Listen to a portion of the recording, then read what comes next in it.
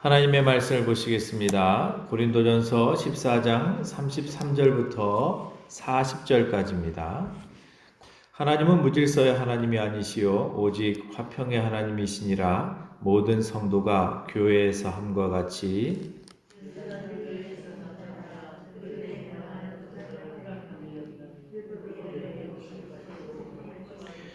만일 무엇을 배우려거든 집에서 자기 남편에게 물을 주니 여자가 교회에서 말하는 것은 부끄러운 것이라.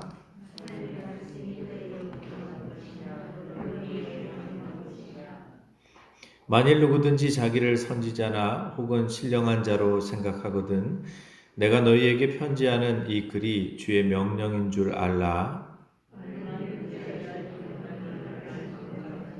그런즉 내 형제들아 예언하기를 사모하며 방언 말하기를 금하지 말라. 아멘. 할렐루야. 말씀의 은혜가 저와 여러분들에게 있기를 간절히 소망합니다. 질서를 따라 행하라 라는 제목으로 말씀을 증거하겠습니다. 사도 바울이 은사에 대하여서 장장 3장에 걸쳐서 이렇게 설명을 했습니다. 그래서 이제 12장에선 은사에 대한 종류와 그리고 은사를 통해서 드러나는 그런 직분들에 대한 얘기를 했어요. 하나님께서 은사를 주시는데 다양한 은사를 주시죠. 그런데 그 은사를 주신 이유가 성도의 유익을 위해서 교회 덕을 세우기 위한 것이다. 이렇게 말씀을 하시는 것이죠. 그러니까 하나님께서 사역을 감당하시라고 은사를 주시는 거예요. 자, 그런데 그런 은사들, 병 고치는 은사, 방언, 그리고 또 예언, 또 방언 통변, 이런 다양한 은사를 주시지만 그 은사를 통해서 이제 하나님께서 그 교회를 온전하게 더 세워나가고 또 성도들을 유익하게 하기 위해서 은사를 주었다라고 말씀을 하시는 겁니다. 그러니까 여러분, 은사는 공동체 유익을 위한 것이죠. 자, 그리고 그 은사와 관련되어져서 아무래도 은사는 독특한 어떤 그런 역할이나 이런 것들로 드러나기 때문에 그것과 관련된 직분들을 또 주신다라는 거예요. 그래서 이제 은사와 관련되어진 직분에 대한 이야기를 합니다. 그런데 이런 은사가 많이 드러나도 중요한 것이 무엇이냐면 덕을 세우고 질서를 세워나간다는 것이 중요하다라는 것이죠. 자, 그런데 실제로 이 고린도 교회가 지금 그것이 제대로 지켜지지 않아서 굉장히 많은 혼란 가운데 있었던 겁니다. 그래서 이제 사도 바울이 이야기하기를 뭐라고 얘기합니까? 더 큰 은사를 사모하라고 얘기합니다. 더 큰 은사를 사모하는데 내가 너희에게 가장 좋은 길을 너희에게 보이겠다라고 얘기하면서 사랑을 이제 13장에 와가지고 이야기를 했어요. 그래서 사랑은 오래 참고 온유하고 여러 가지 특징에 대한 얘기를 하면서 사랑에 대한 얘기를 하면서 이제 14장에 와가지고는 독특하게 방언과 예언에 대한 이 두 가지를 딱 집어가지고 한 장에 걸쳐서 설명을 했어요. 그러니까 방언이 이제 바울에게 있어서 방언과 예언이 굉장히 중요했다라고도 생각이 들어져요. 그러니까 바울이 방언도 중요하게 생각하고 또 예언도 중요하게 생각하고.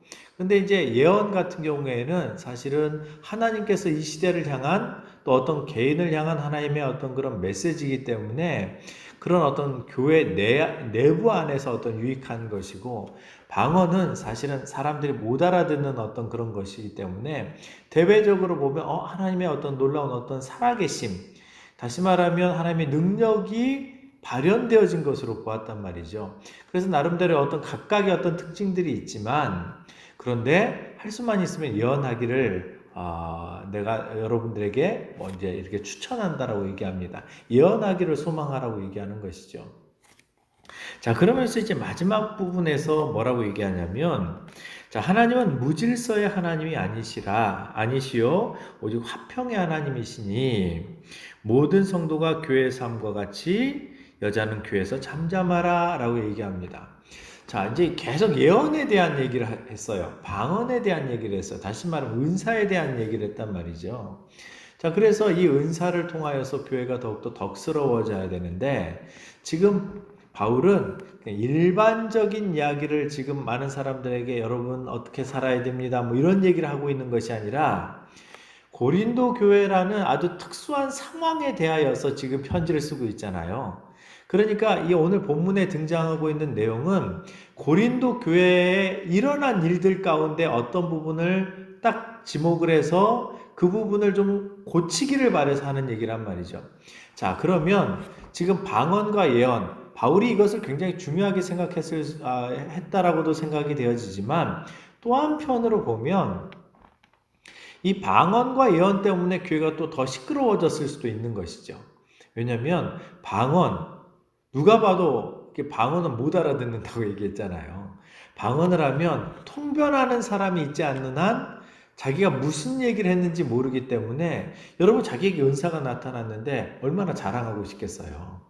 그리고 많은 사람들이 드러내고 싶겠어요. 이러면 안 됩니다. 원래 뭐 자기 자랑하라고 은사를 주시는 게 아닌데 성숙되지 못했을 때에는 항상 문제가 생겨지는 어떤 그런 공동체를 보면 그 은사를 가지고 자랑하다가 문제가 생겨지는 거예요. 여러분, 예언의 은사를 가지면 하나님의 뜻을 이 땅에 어떤 드러내는 하나님께서 이렇게 말씀하셨습니다 라는 표현으로 등장을 하게 되어지는데 여러분 그렇게 말하면 얼마나 그 사람의 영적인 어떤 권위가 높아지겠어요. 자기 말이 아니라 하나님 말이라는데요. 하나님께서 말씀하셨다는데 신탁을 받았다라는데 그럼 여러분 모든 사람들이 그 말씀 앞에 무릎을 꿇죠. 그럼 여러분 그 사람이 굉장히 교만해질 수 있어요. 왜요? 하나님의 말씀을 담당하니까. 하나님의 말씀을 이 시대를 향한 예언을 담당하니까. 여러분 그분의 말 한마디에 사람들이 웃고 웃을 수 있는 것이죠. 그리고 여러분 영권이라는 것이요 얼마나 강력하냐면요 영권 앞에 사람들이 딱 순복하게 되어져 있거든요. 자, 그러니 이 지금 고린도 교회에 이 예언의 문제로 인하여서 무질서해졌다라는 사실을 우리가 생각해 볼 수 있는 거죠. 자, 그러면서 이야기하는 것이 지금 바울이 계속 지금 등장하는 표현 가운데 하나가 뭐냐면 질서를 따라 살아라는 얘기가 계속 등장해요. 뿐만 아니라 덕을 세우라는 표현이 계속 등장하거든요. 자, 유익을 위해서 행하라라고 이런 이야기가 계속 등장을 합니다. 그런데 결국에는 지금 고린도 교회가 이것이 진행되어지지 않아서 지금 고린도 교회가 사단이 난 거예요. 굉장히 많이 시끄럽고 어렵고 사람들이 서로 막 싸우고 패가 갈라져서 싸우고. 여러분 왜 교회 문제가 생겨지는지 아시겠죠? 결국엔요 절제하지 못하기 때문에 그래요. 주신 은사를 함부로 사용하기 때문에 그래요. 사실은 계속 지금 이야기하고 있지만 은사는 나를 위한 것이 아니라 옆에 있는 사람을 위한 거예요. 은사는 나를 높이기 위한 것이 아니라 다른 사람을 살리기 위한 거예요. 이게 은사의 목적이에요. 그리고 교회의 덕을 세우는 것이죠. 공동체의 덕을 세우는 것이죠. 그러니까 여러분 하나님께서 여러분들에게 어떤 은사를 주셨다라고 여러분들이 이제 이건 하나님이 내게 주신 은사라고 믿어지신다면 여러분 그것이 사용되어질 때 반드시 무엇이 드러나야 되냐면 다른 사람의 유익으로 그리고 교회의 칭찬으로 그것이 드러나야 되는 거예요. 만약에 그렇게 되어지지 않으면 위험합니다. 왜 위험합니까? 사람은 아주 이 인간의 죄성이요. 얼마나 무섭냐면 조금만 인정해주고 세워주면 그리고 조금만 하나님을 놓쳐버리면 내 능력인 줄 알아요. 여러분 하나님 없이 살아가는 사람들을 바라보십시오. 돈을 좀 잘 벌었어요. 사업이 좀 잘 되어졌어요. 그러면 반드시 그 사람들은 어떻게 생각합니까? 자기가 사업 수단이 좋아서 그리고 자기가 정말 똑똑해서 능력이 있어서 그래서 여러분 좀 이렇게 재정적으로 어려움을 당하고 있는 사람들 어떻게 봅니까? 무능력한 사람으로 봐요. 좀 공부를 잘하는 사람들 하나님께서 지혜를 주셔서 지식의 은사를 주셔서 조금 더 잘 이해할 수 있고 어떤 것들을 또 머릿속에 담아둘 수 있고 어떤 것들을 더 잘 이해할 수 있는 그런 뭐 논리력이라든지 또 이해력이라든지 또 암기력이라든지 이런 것들 하나님께서 은사로 주실 수 있잖아요. 그런데 여러분 그런 사람들이 하나님을 모르는 사람이라면요. 그런 사람들은요. 자기가 똑똑하기 때문에 여러분 공부 못하는 사람들 뭐라고 생각해요? 무능력하다고 봐요. 은사가 다 다른데요. 하나님께서 주신 은사가 다 다른데 자기가 못하는 것은 별로 생각하지 않아요. 잘하는 것만 생각해요. 그래서 자기가 능력이 있다고 생각하는 거죠. 그래서 여러분 자기 유익을 위해서 살아갑니다. 그래서 문제가 생겨지는 것이죠. 사람의 욕심은 참 끝이 없는 것 같습니다. 최근에 이제 코로나19로 인하여서 재정 지원을 해준다라는 얘기가 이제 막 등장을 했잖아요. 그래서 그 70%까지 뭐 준다. 당장 나오는 얘기가 뭐냐면 왜 우리는 그 중간에 끼어 있는 사람은 뭐냐라는 것이죠. 근데 여러분 생각해 보십시오. 사람의 마음은요. 내가 소득이 낮은 사람들 같은 경우는 뭐 그런 돈을 자기네들은 먹고 살만하니까 그런 거 안 받아도 되잖아 라는 생각을 우리는 할 수 있거든요. 근데 여러분 그 중간에 거기에 딱 껴있는 사람들은 또 무슨 생각하냐면 자기보다도 돈을 더 많이 버는 사람들 바라보면서 아니 그 돈 더 많이 버는 사람들도 있는데 이거 우리도 받아야 되지 않느냐 이런 생각을 한단 말이죠. 진짜 그 돈이 필요한 사람들이 있죠. 근데 그 돈이 별로 필요하지 않은 사람들, 그거 없어도 생활하기 어렵지 않은 사람들, 그런 사람들도 욕심을 갖는 거예요. 그래서 제가 요즘에 이제 궁금합니다. 자발적인 그런 기부 뭐 이런 것들 있잖아요. 안 찾아가면 자동적으로 기부가 된다면서요. 몇 퍼센트나 될까? 이게 갑자기 궁금해졌어요. 왜냐하면 그게 정말 자신을 어떻게 바라보느냐, 욕심에 관련된 거거든요. 정말 여러분 그 돈이 필요한 사람들은요 받아야죠. 정말 요즘에 보니까요. 우리나라도 뭐 우리 주변에 이렇게 많이 어려움이 있겠지만 실제로 지금 외국에서는 오늘 기사에 그런 게 나왔더라고요. 수천 명이 지금 줄을 서 있대요. 한 4km 정도 줄을 섰다고 그래요. 사람들이요. 근데 무엇 때문에 그러냐면 식량이 떨어져가지고 식량을 배급받기 위해서 4km를 줄 서 있는 거예요. 이게 남아공에서 오늘 일어난 일이에요. 그러니까 사실은 지금 굉장히 많이 어려운 것이죠. 자, 그런데 여러분, 다른 사람의 유익을 위해서 양보할 수 있는가? 그런 때는 꼭 내가 약자인 것 같아요. 그래서 내가 뭔가 이익을 생각할 때는 내가 약자인 것 같고. 그 인간이 가지고 있는 어떤 그 마음속에 있는 죄성은요, 항상 자기중심적으로 이렇게 흘러간단 말이죠. 그런데 여러분, 하나님이 주신 은사도 그렇게 쓸 수 있다라는 거예요. 그렇게 쓰면 안 된다라는 겁니다. 바울은 지금 그렇게 쓰면 안 된다라는 거예요. 은사를 그렇게 사용하면 안 된다라는 거예요. 병을 고치는 은사를 가지고 왜 자기 유익을 위해서 하냔 말이죠. 근데 오해는 마십시오. 처음부터 여러분 자기 유익을 위해서 은사를 쓰는 사람은 별로 없습니다. 처음에는 받은 은혜 때문에 주님 나 같은 사람을 사용해 주셔서 감사합니다. 근데 어느 순간 이 초심을 놓쳐버리면요. 나중에는 병을 고쳐주면서도 사람을 가려요. 어떤 때는 막 피곤하면 막 짜증도 내요. 막 화도 내요. 사실 여러분 모세가 왜 하나님께 책망을 받았을까? 모세가 약속의 땅에 들어가지 못할 때 사실 하나님의 영광을 드러내지 못했다라고 말씀을 하거든요. 하나님께서 그것을 이유로 삼으셨어요. 제가 성경을 읽으면서 아무리 생각해봐도 이 정도 가지고 어떻게 모세를 왜 약속의 땅에 못 들어가게 하시나 라는 생각을 제가 항상 했거든요. 근데 여러분 오늘 본문을 묵상하면서 생각 들었던 게 무엇이었냐면 사람이 나를 통해서 하나님의 역사가 계속 드러나면 나중에 이게 내 건 줄 안단 말이죠. 그래서 내가 그들에게 뭔가를 선을 베푸는 줄 알고 막 짜증을 내고 화를 내고 사실 모세가 그랬던 거거든요. 하나님께서는 바위를 향해서 명하라고 하셨어요. 왜요? 명하면 뭐 이게 반석 치지 않아도 명하면 하나님께서 물을 내신다고 하셨거든요.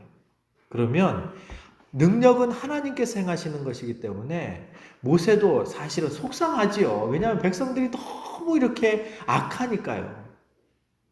그래서 속은 상할 수 있지만 그렇다고 해서 바위를 쾅쾅 치면서 마치 자기가 물을 주는 것처럼 이건 여러분 다른 문제거든요. 왜냐 이건 교만의 문제이기 때문에 그래요.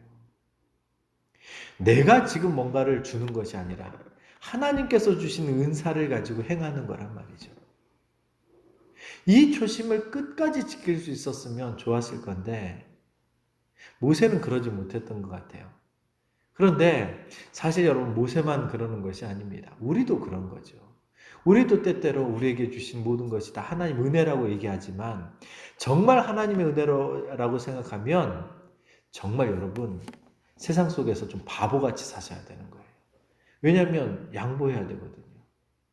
내게 주신 은사가 하나님으로부터 왔으니까 그것을 가지고 다른 사람을 세우는 것이라면 다른 사람 유익을 위한 것이라면 여러분 내가 나를 드러낼 수 있는 게 없잖아요.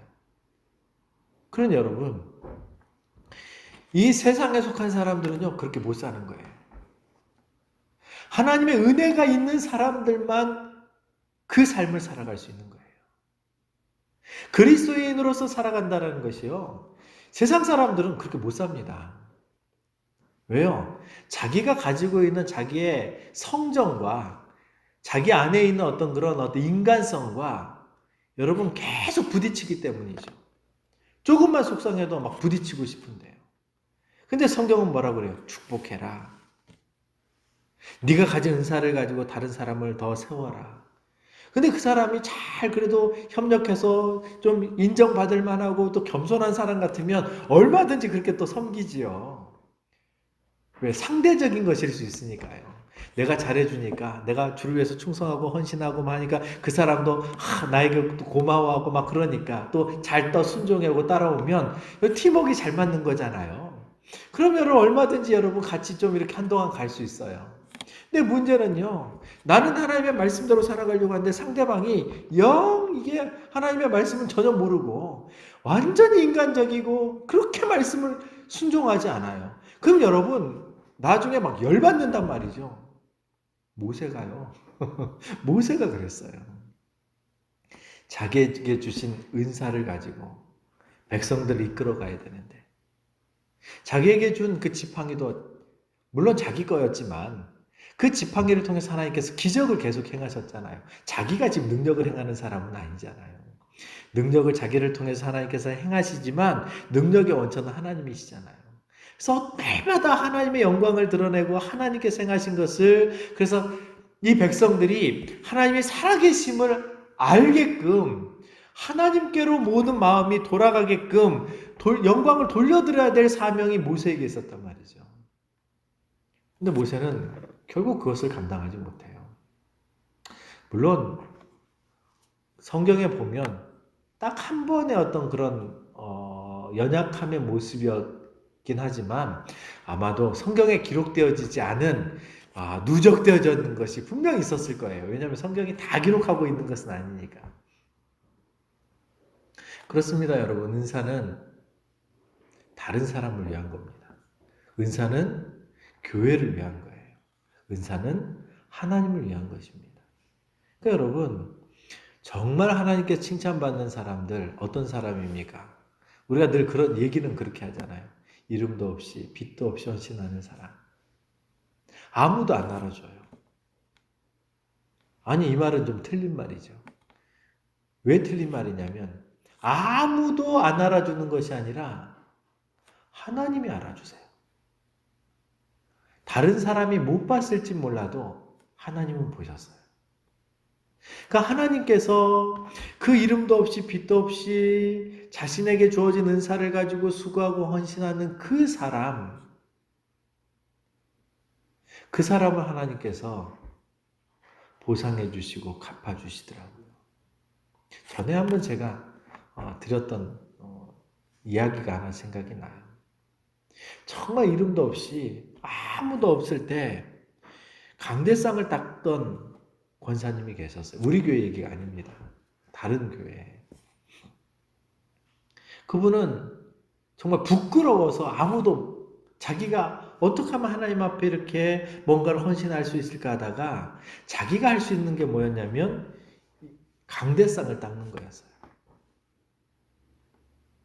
여러분, 아무도 안 봐요. 그것도 아무도 몰래, 아무도 안 볼 때 해요. 물론 목사님한테 들켰지요. 그런데 어떤 사람은요, 그거를 사람들에게 보여주고 싶은 사람들이 있어요. 왜냐면 인정받고 싶으니까. 그래서 보여주는, 물론 그런 분들은 뭐 이렇게 보이지 않는 데서 일하시는 것은 잘 못 하시죠. 그런데 여러분, 사람들의 어떤 마음에는 인정받고 싶은 인정 욕구가 있거든요. 그러면 내게 주신 은혜, 내게 주신 은사를 가지고 뭔가를 사람들이 알아줬으면 하나님도 알아주고 사람도 알아주고 그리고 자기도 만족하고 그럼 여러분 마음이 얼마나 기쁘겠어요. 근데 하나님께서 그렇게 또 그런 것 모든 것들을 사실은 그걸 틀렸다고 얘기하지는 않습니다. 그런데 어디가 틀리냐면 자기는 정말 봉사하고 싶은 마음은 없는데 자기의 어떤 칭찬을 위해서 보이기 위해서 헌신하는 것은 하나님이 책망하셨어요. 정말 기쁜 마음으로 헌신을 하다가 사람들에게 보여줄 수도 있고요. 그렇게 하다가 사람들이 알아줄 수도 있고요. 그런 건 여러분 주신 은혜라고 생각하고 칭찬 받으시면 돼요. 그리고 영광은 하나님께 돌려드리면 되거든요. 그런데 많은 사람들이 그렇게 살지 않더라는 것이죠. 지금 고린도 교회의 문제가 이런 문제였어요. 그러면서 그 모든 소리들이 계속 하나의 한치의 양보도 없이 계속 나오니까 바울이 지금 이제 계속 얘기하는 게 뭐냐면 질서 얘기를 하는 거예요. 자, 그러면서 34절에 여자는 교회에서 잠잠하라라고 얘기합니다. 이 여자 문제 얘기가 나오면 여러분 이걸 문자적으로 해석할까요? 아니면 어떻게 할까요, 여러분? 사실 여러분 이 본문은 기록이 되어질 때 이 바울의 시대에는요. 그때 당시에는 가부장적인 사회였어요. 특별히 유대인들 같은 경우 지금도 여러분 유대인들도 지금의 유대인들도 그렇고요. 우리나라의 어떤 그런 조선 시대도 그랬고요. 그리고 지금의 이슬람권 같은 경우에도 지금 가부장 제도를 가지고 있거든요. 그 당시에 가부장 제도의 가장 큰 특징 중에 하나가 뭐냐면 가장의 권위가 세다라는 거예요.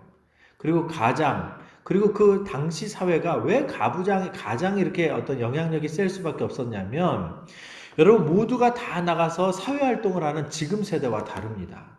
지금 세대는 여러분 이 시대는 물론 성경이 지금 원하는 세대인가는 뭐 우리가 연구해야 되겠지만 그러나 지금 세대는 누구나 나가서 사회활동을 하잖아요.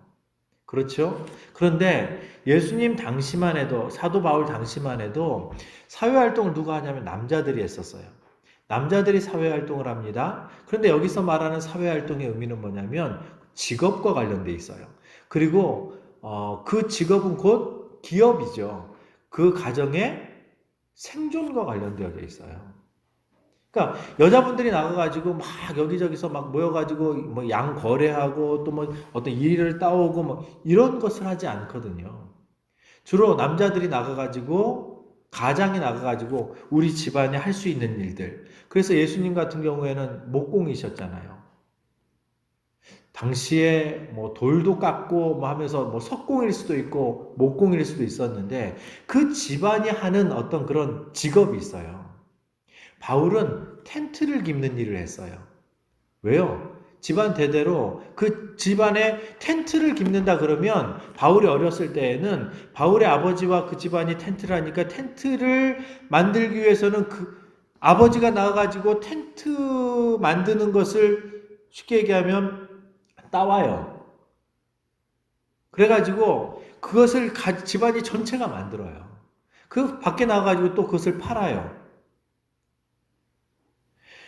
지금처럼 무슨 공장이 있는 게 아니기 때문에 집안에서 그 일을 해나가야 돼요.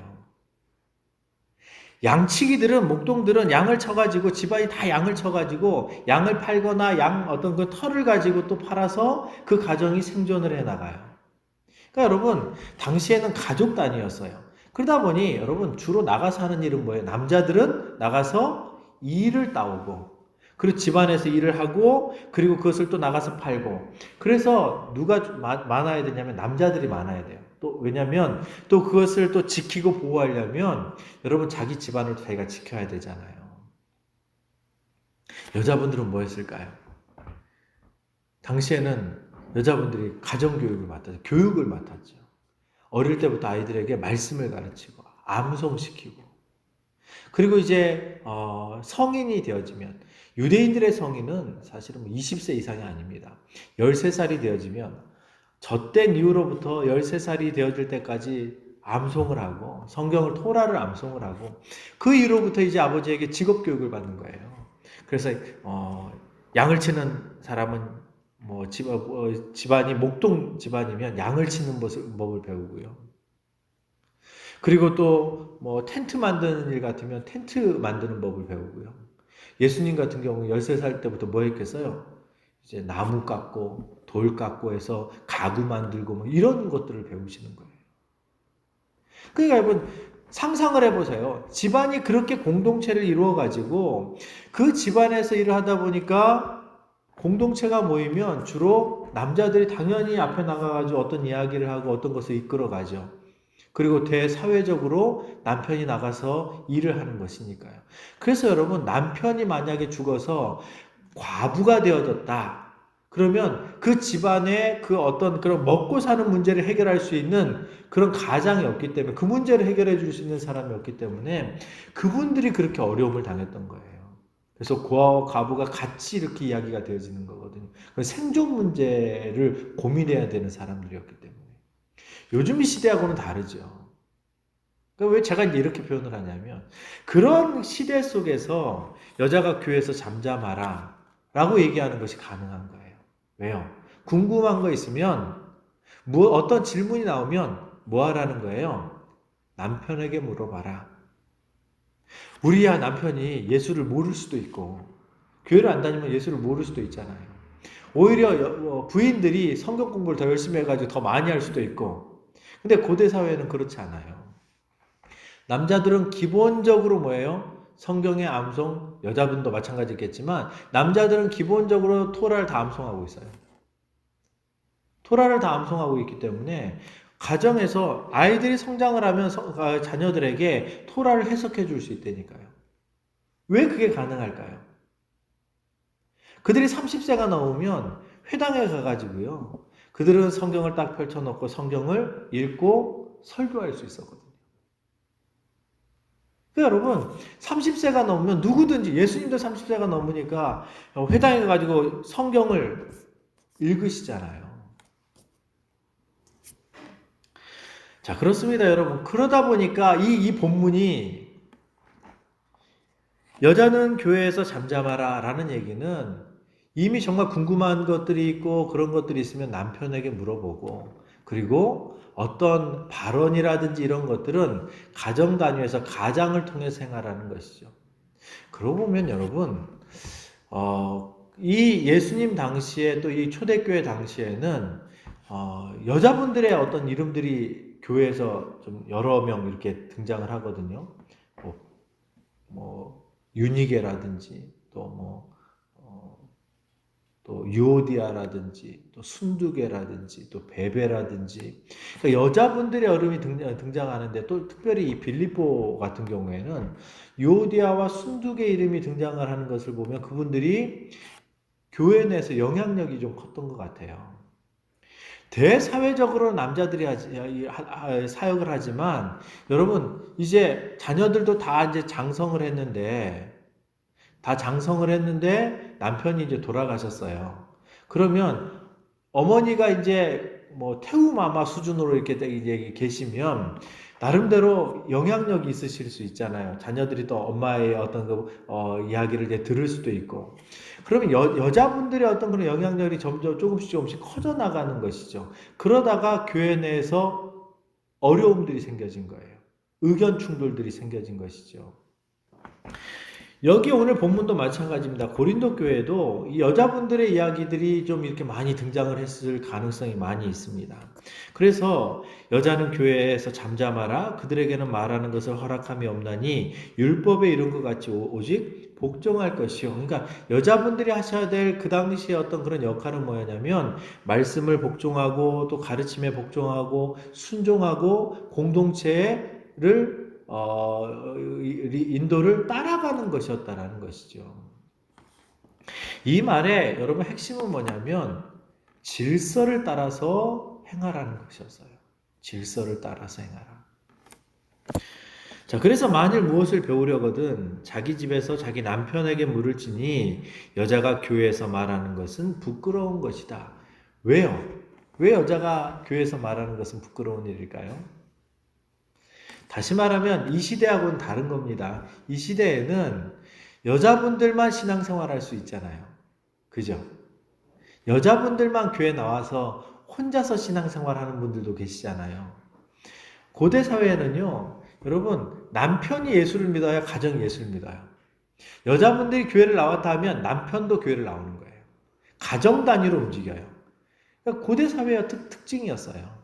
그러니까 내가 예수를 먼저 믿어가지고 왜 이렇게 하는 게 아니라 남편이 예수를 믿기로 결정을 하면 그 가정, 아내, 자녀 다 그들이 믿음이 있어서 교회를 나오든 상관없이 그 가정 전체가 교회를 나와요. 왜냐하면 그게 고대사회의 특징이었기 때문이죠.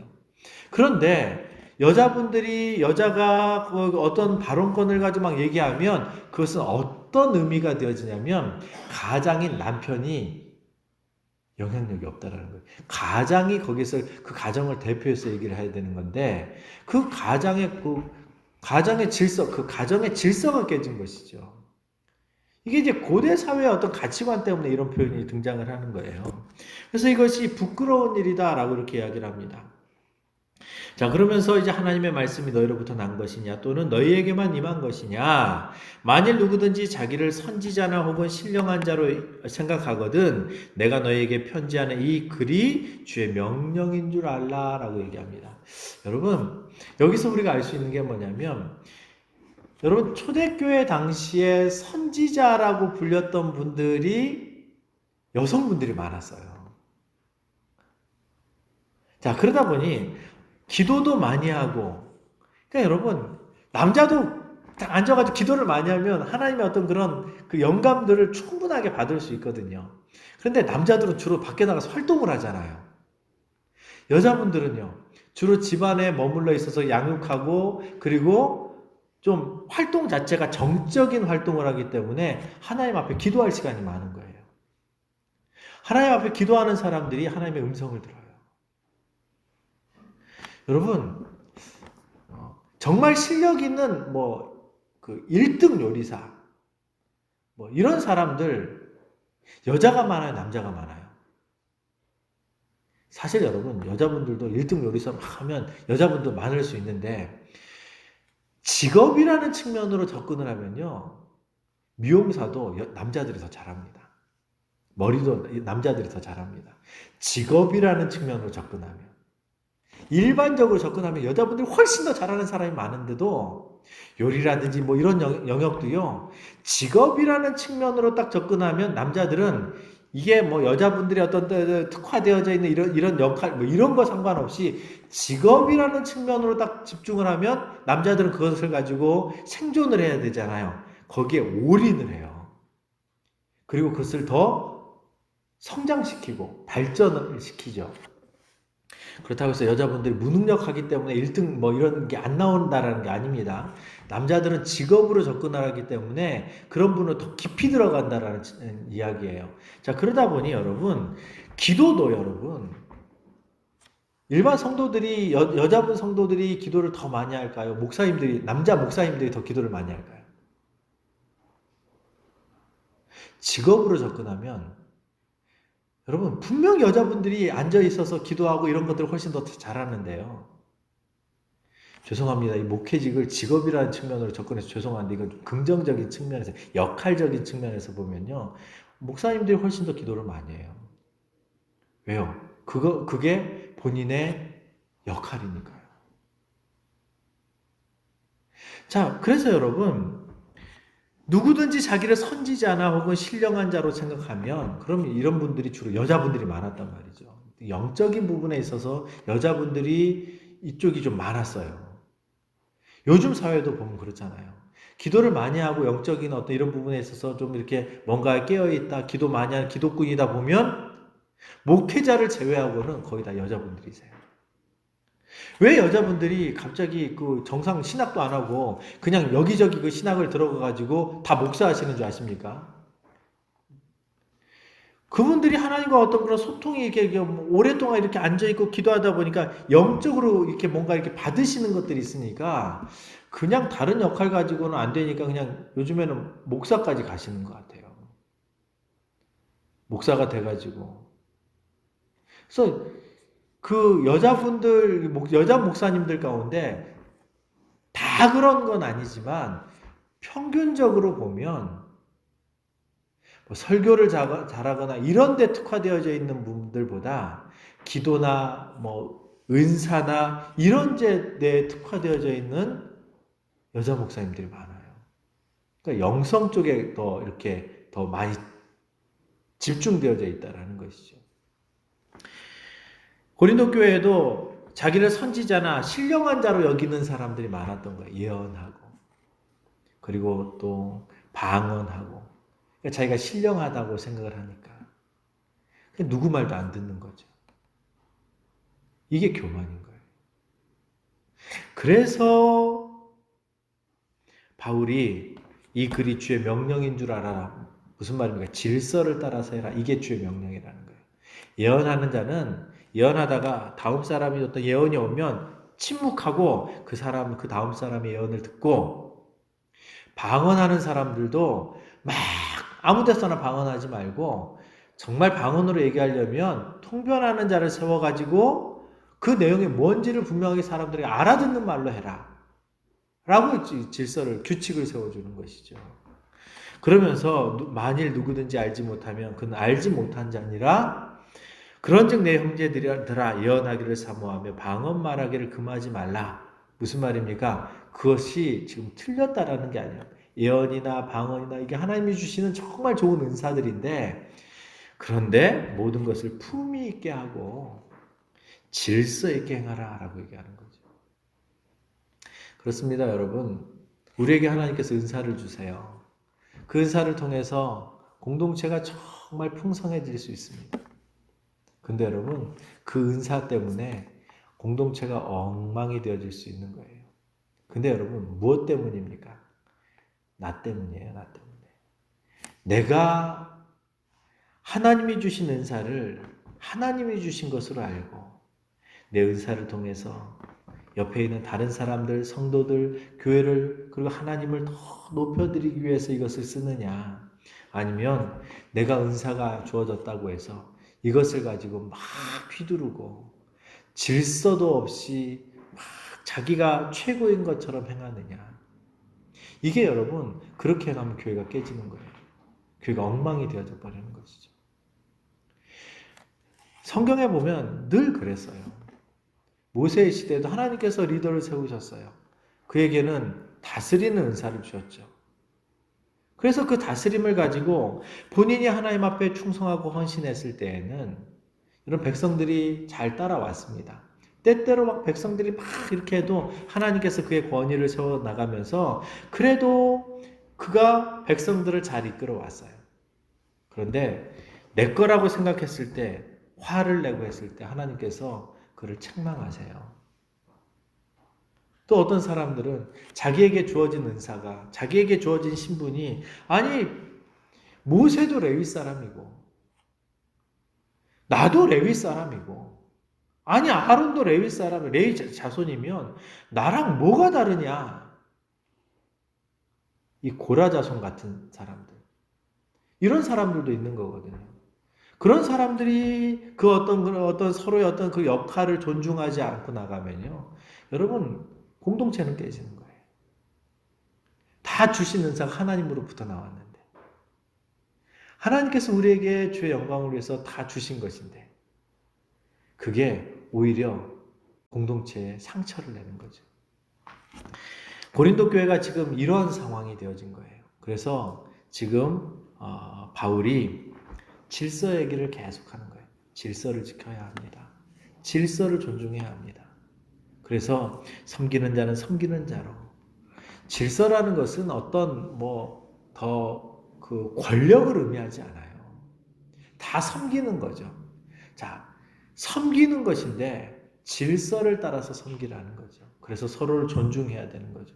내가 그 부분에 있어서 은사가 없으면 은사가 있는 분이 그것을 충분하게 잘 감당할 수 있도록 존중해드리고, 내가 이쪽에 은사가 있으면 다른 사람이 그 은사를 또 존중해서 그것을 통해서 성도들이 더 유익해져 가고, 이게 공동체의 모습이어야 된다는 것입니다. 말씀을 맺으려고 합니다. 여러분, 바울이 지금 3장에 걸쳐서 은사에 대한 얘기를 정말 길게 했습니다. 왜 이렇게 길게 얘기했을까요? 그리고 사랑에 대해서 1장에 걸쳐서 얘기를 합니다. 그리고 예언과 은사에 대해서 또 1장에 걸쳐서 얘기를 해요. 왜 그랬을까요?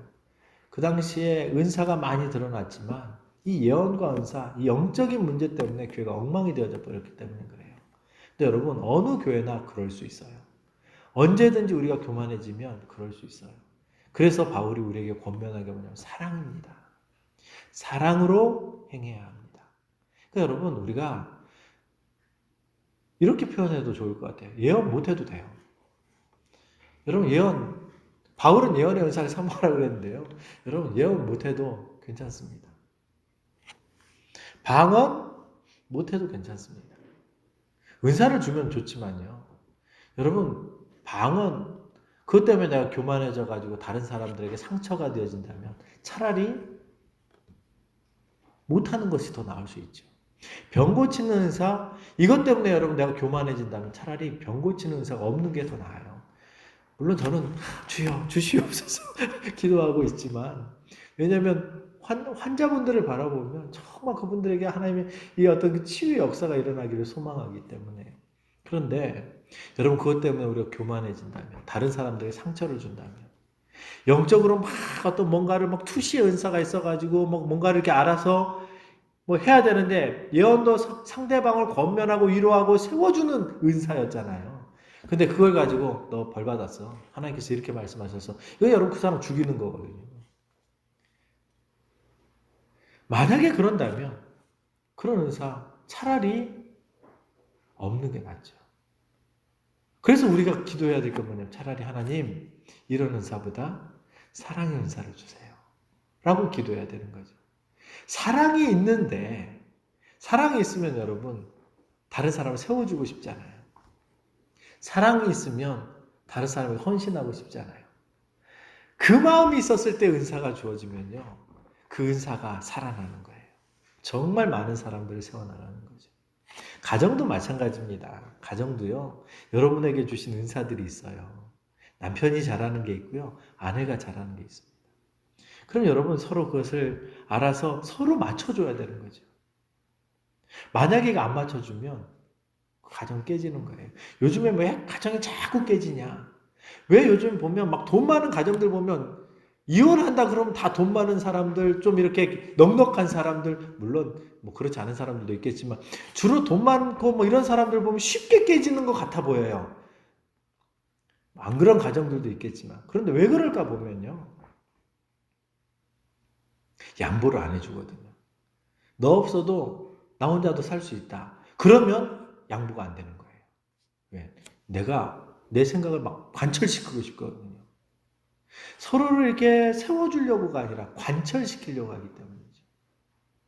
그래서 여러분, 저와 여러분들이 가정도 행복한 가정이 되어지려면, 하나님 기뻐하시는 가정이 되려면 사랑해야 되는 거예요. 좀 은사가 안 나타나도, 잘하는 게 별로 없어도 사랑하면서 그 위에 은사가 있으면 이게 감사한 것이죠. 교회도 마찬가지입니다. 교회가 사람이 많이 모이면 뭐합니까? 맨날 싸우면 여러분, 차라리 여러분 적은 사람이 화목하게, 적은 숫자가 화목하게 살아가는 것이 오히려 하나님 보시기에 더 아름다운 공동체가 되어질 수도 있는 거예요. 우리 교회가 부흥하길 원합니까? 그럼 여러분, 사랑을 강구해야 돼요. 사랑해야 그걸 보고 사람들이 붙어오는 거거든요. 우리나라가 여러분 정말 행복한 나라가 되어지기 원합니까? 요즘에 보니까요, 우리나라 정말 좋은 나라더라고요. 근데 왜 그렇게 헬조선 얘기를 했을까요? 좋은 거를 못 봤기 때문이죠. 누군가가 그냥 나쁘다라고만 막 세뇌를 받으니까 진짜 나쁜 줄 알았는데 정말 세계 이제 요즘 이번에 어려움을 딱 하고 전 세계적으로 딱 뚜껑을 열어보니까 우리나라가 좋은 게 너무너무 많은 거예요. 몰랐기 때문인 거죠. 사실은 좀 우리나라는 좀 격려받을 필요가 있는 것 같아요. 좀 잘한다, 잘한다, 격려받을 필요가 있는 것 같고. 그러므로 저와 여러분들이 질서를 따라서 행해야 되는 것, 각양의 은사를 존중하고 질서를 따라서 행해서 여러분의 가정과 우리 교회 공동체와 이 나라와 민족이 하나님 보시기에 칭찬받을 수 있는 그러한 공동체가 되어지기를 간절히 축원합니다.